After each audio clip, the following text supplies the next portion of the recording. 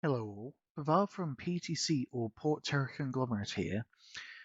We're here with our second video in our small anti-piracy series to give you a heads up on intel gathering and counterintelligence, the main anti-piracy measures you can take when mining and hauling, and how to handle getting caught by pirates. The best sort of pirate, aside from the one that's on your side, is the one that you never have to meet in the first place, or at least more than once.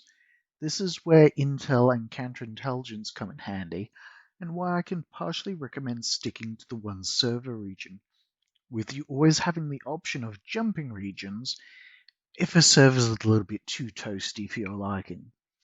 Knowing the major pirate and troll orgs or murder hobos can be extremely useful if you're responding to a medical beacon, a transport beacon, or if you're just trying to decide what to mine or where to haul that evening.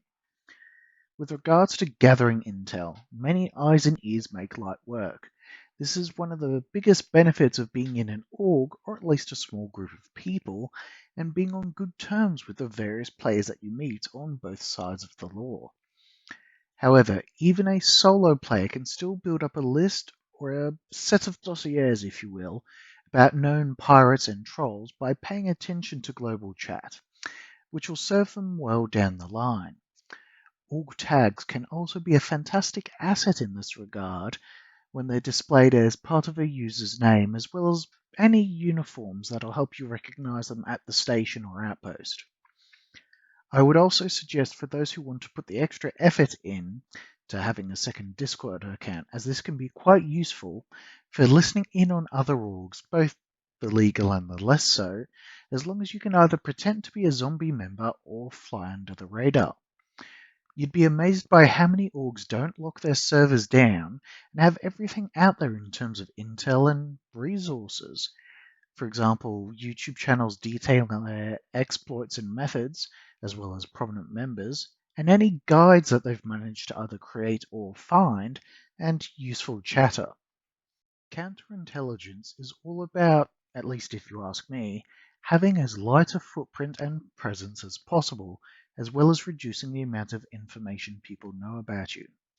In terms of light footprints and keeping a light presence, keeping anything you type in global general, as far as what you're up to and where you are, to a minimum is always a good thing, as well as not having an org page on the RSI website or not having too much information on there, as well as some sort of a screening process for new members. In terms of your Discord and friends list, you're best off keeping them to trusted members only, and as far as Discord servers are concerned specifically, restricting access as much as possible, to the various sections that is highly recommended. After all, what pirates and the other orgs don't know about you can't be used against you. When mining on moons or planets, never mine anywhere near a place that you can quantum to. It's always a good idea to give yourself at least 100 to 150 kilometers buffer as a minimum from these points, and ideally, if you've got the time for it, slow boating or flying within SEM or afterburner speeds to known good areas well away from those known points. The ultimate version of this in terms of mining is belt mining, or hitting up the Arran Halo, rock reliability issues aside. It's pretty much impossible for someone to find you in the belt itself, with the one danger area being the refinery station.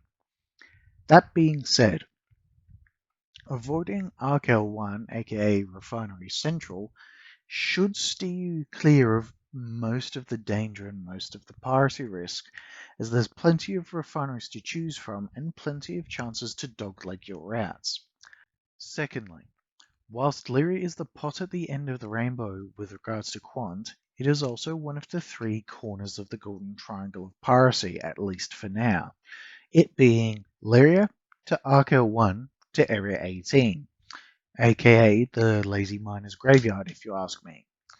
This area tends to have the highest level of miner activity both in terms of miners and their associated pirates, with the two known routes that the majority of the traffic will be taking, known to both. It's basically Piracy Easy mode, as they know where you're coming from and where you're going. And it's never a bad idea to mine elsewhere if you can, and to use other refineries if possible, as that'll cut down the bulk of your risk.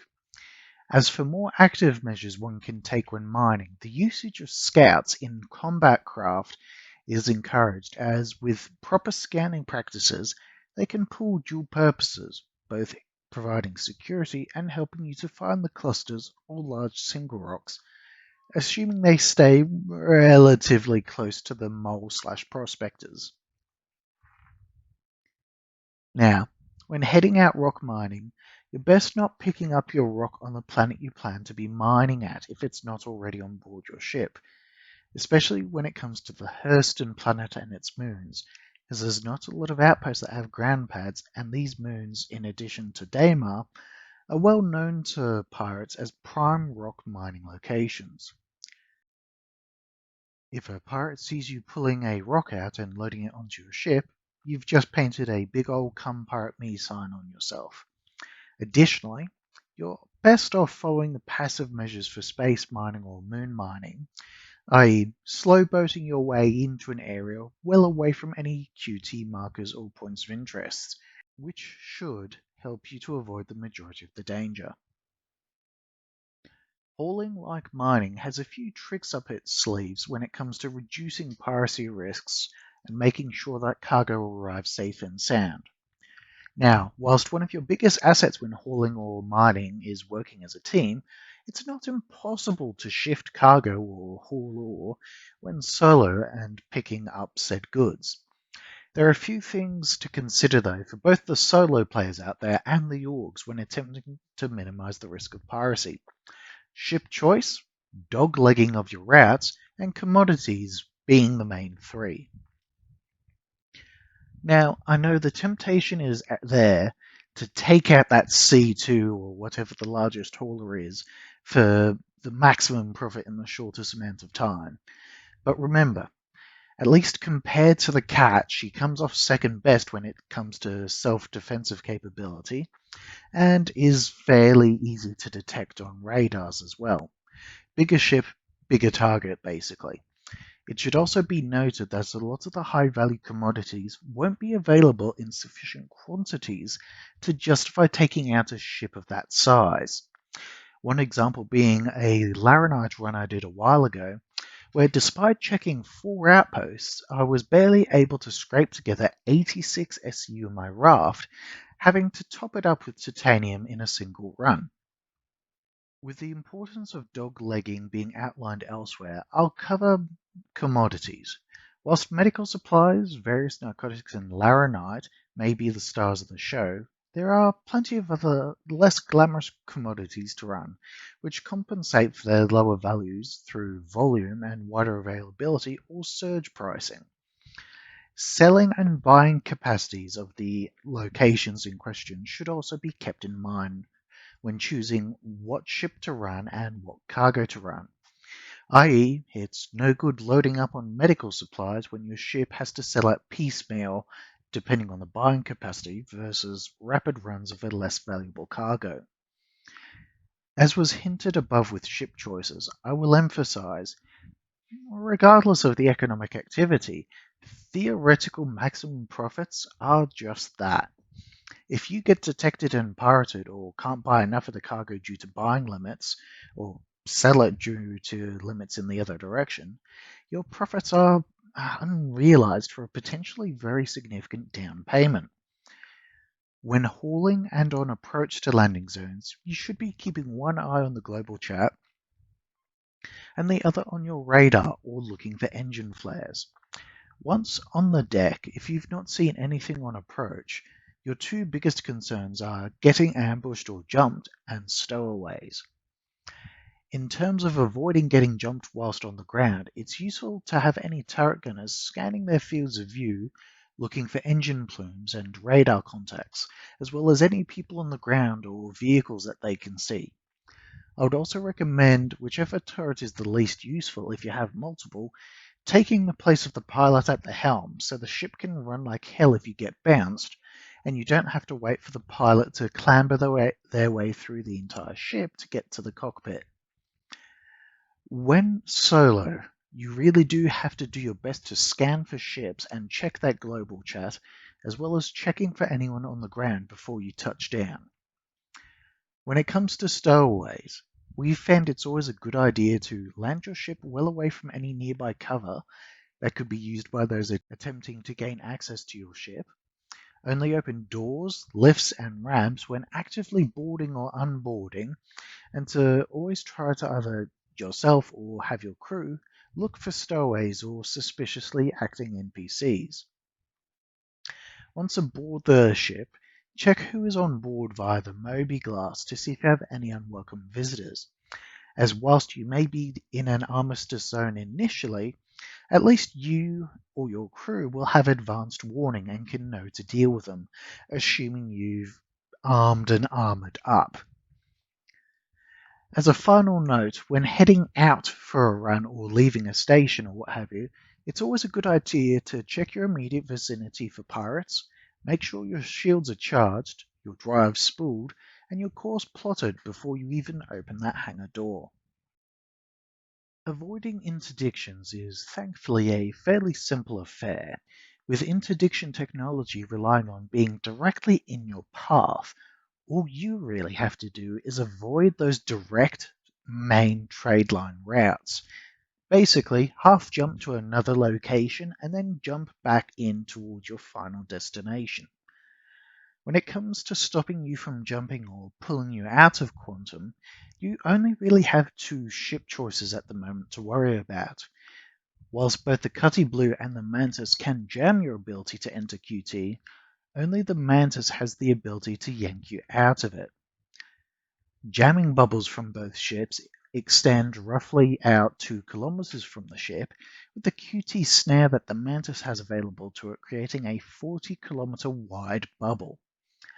In terms of the combat capabilities of both the ships, the Cutty Blue has a max speed of 1210 and I would argue is the more combat capable, with more guns and a better missile payload, as well as the turret. The Mantis, on the other hand, has a max speed of 1220 and should avoid being directly engaged in combat as it's somewhat squishy, shall we say. In summary, taking a direct route is a direct route to getting pirated. After all, the pirates know the major mining and trade locations just as well as we do, and the best sell locations. When hauling, it is strongly recommended, if you can as a minimum, to fly with your defensive turrets manned as a priority, and ideally with escorts. Those turrets aren't there for decoration after all. Craft such as the Vanguard, the Cutlass, and the Andromeda make good escort and scout ships due to their QT ranges and decent combat performance. Basically, travel in numbers ideally, with the scout traveling ahead if you're heading to a known location.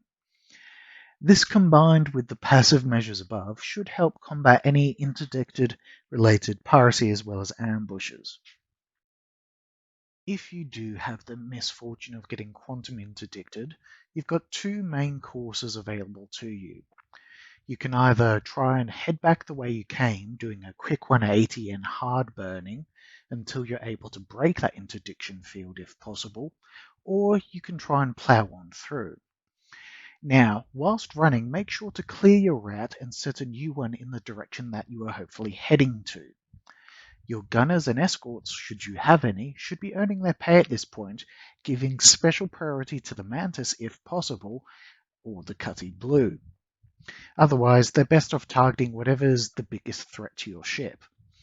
If you are successfully able to get out and QT away, do a short hop and then stop your QT drive and use the partial jump method mentioned before to get around the interdicted area, or just change your selling point outright. If a pirate boards your ship, you're pretty much at a stalemate. If you're able to get to the seat, you're in a better position whilst you're in the armistice zone, as the pirate can't quite do anything to you yet. In the future, armistice zones on the ground will go away when those locations have some form of security though. If you do get boarded but have control over your seat, you have time to negotiate. If they get to the seat though, then you are on their time.